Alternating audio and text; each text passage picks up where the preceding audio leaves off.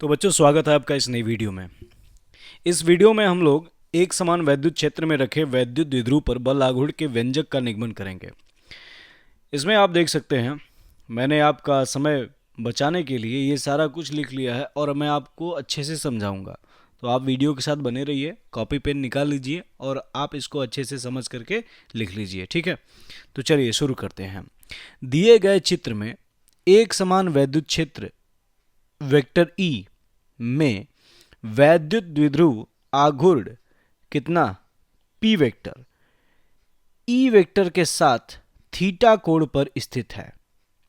यानी यहां जब देखेंगे तो ये वेक्टर पी है, ये वाला, जो कि इस बाह्य एक समान वैद्युत क्षेत्र से थीटा कोण पर स्थित है। यही बात बोल रहा है इसमें।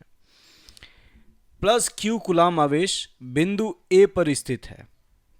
यहां पर देखिए, ये रहा प्लस क्यू कूलाम आवेश जो कि बिंदु ए पर स्थित है, जिस पर बल कितना लग रहा है, एफ पॉजिटिव वेक्टर, ये वाला। यानी यहां पर देखिए तो ये बल लगेगा एफ पॉजिटिव यहां पर।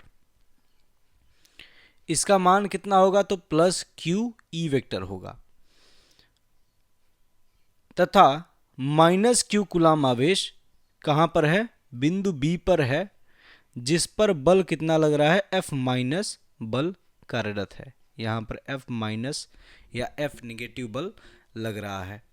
इसका मान कितना होगा, माइनस क्यू ई वेक्टर होगा। इसलिए इसकी डायरेक्शन किधर होगी, माइनस ई की डायरेक्शन की तरफ, यानी कि ये वाली डायरेक्शन हो जाएगी, ई के विपरीत दिशा में। अब यहां पर इस वैद्युत द्विध्रुव का केंद्र बिंदु मैंने ओ माना है और इस केंद्र बिंदु के सापेक्ष में यहां इस प्लस क्यू वाले का स्थिति सदिश मैंने ये वेक्टर एल लिया है, ठीक है। इस ओरिजिन यानी कि इसके जो मध्य बिंदु है वहां से इस प्लस क्यू वाले आवेश का जो स्थिति सदिश यानी पोजीशन वेक्टर है वो है वेक्टर एल।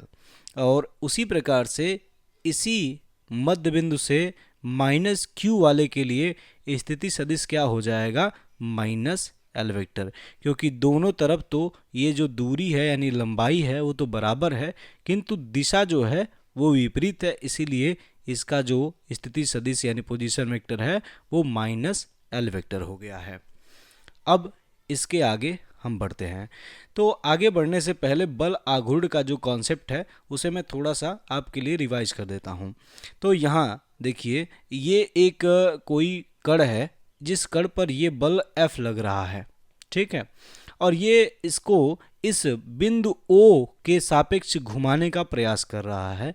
तब इसके लिए इस बल का इस ओरिजिन के सापेक्ष बल आघूर्ण कैसे निकलता है, उसके लिए ये कॉन्सेप्ट होता है कि इस O से उस बिंदु का स्थिति सदिश R वेक्टर यहाँ पर मान लेते हैं और यहाँ पर बिंदु A पर स्थित कण के ऊपर कार्यरत बल F का बिंदु O के सापेक्ष बल आघूर्ण टाउ वेक्टर क्या होता है, टाउ वेक्टर बराबर होता है ओ ए वेक्टर, यानी ये वाला ओ ए वेक्टर जिसके सापेक्ष घुमाने का प्रयास किया जाएगा उसके सापेक्ष स्थिति सदिश ओ A vector cross F vector जो बल लग रहा है। इस प्रकार से ये कॉन्सेप्ट है बल आघूर्ण का, टाउ वेक्टर बराबर vector R cross vector F. अब यहाँ आगे हम लोग बढ़ते हैं।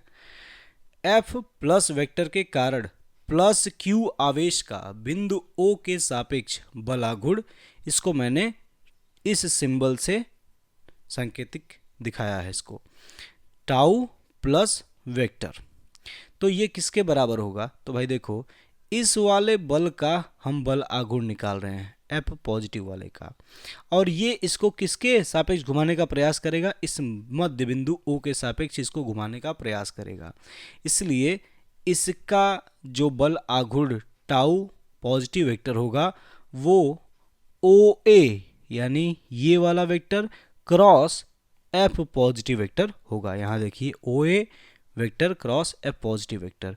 यहाँ ओ ए वेक्टर कितना है, एल वेक्टर मैंने माना हुआ है, स्मॉल एल वेक्टर, तो यहाँ पर ला करके रख देंगे। और एफ पॉजिटिव का मान जो था प्लस क्यू ई, उसको ला करके यहाँ पर रख दिया है हमने। तो इस प्रकार से टाउ पॉजिटिव वेक्टर का मान जो आता है वो है Q L vector cross E vector. ठीक है, अब इसी प्रकार से एफ निगेटिव वेक्टर के कारण माइनस क्यू कूलाम आवेश का बिंदु ओ के सापेक्ष क्या होगा, बलागुण टाउ निगेटिव। यहाँ देखिए टाउ माइनस हमने लिखा है। अब यहाँ पर देखेंगे तो ये बिंदु बी पर स्थित माइनस क्यू कूलाम आवेश है जिस पर ये बल एफ माइनस कार्य कर रहा है और ये इसको इसी मध्य बिंदु ओ के सापेक्ष घुमाने का प्रयास कर रहा है। तो इसके लिए भी बल आघूर्ण की परिभाषा से जो बल आघूर्ण होगा टाउ माइनस बराबर ओ बी वेक्टर, यानी उस बिंदु का स्थिति सदिश, ये वाला O B vector cross F minus vector. और ओ बी वेक्टर कितना था, अभी मैंने समझाया था, माइनस एल वेक्टर है।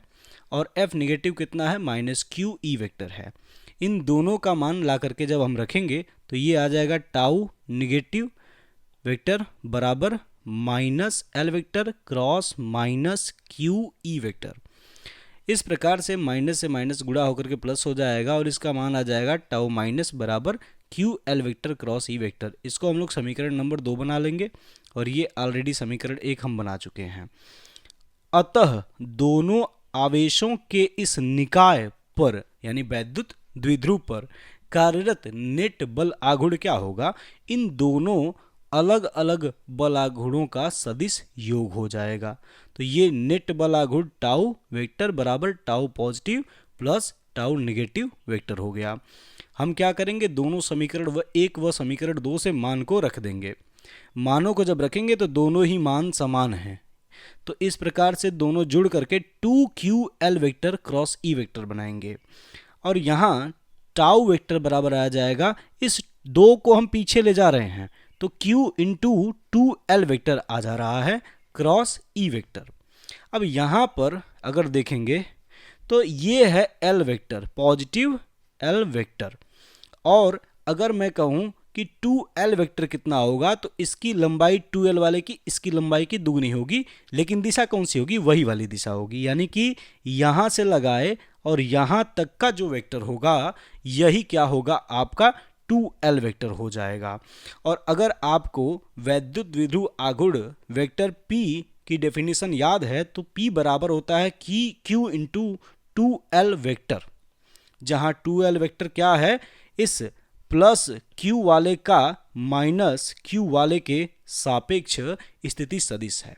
तो इसी कॉन्सेप्ट के आधार पर हम यहाँ पर क्या करेंगे, इस वैद्युत द्विध्रुव का वैद्युत द्विध्रुव आघूर्ण वेक्टर P बराबर Q इंटू 2l वेक्टर से हम लोग Q इंटू 2l वेक्टर जो यहाँ पर आ रहा है उसे हम लोग वेक्टर P लिख देंगे।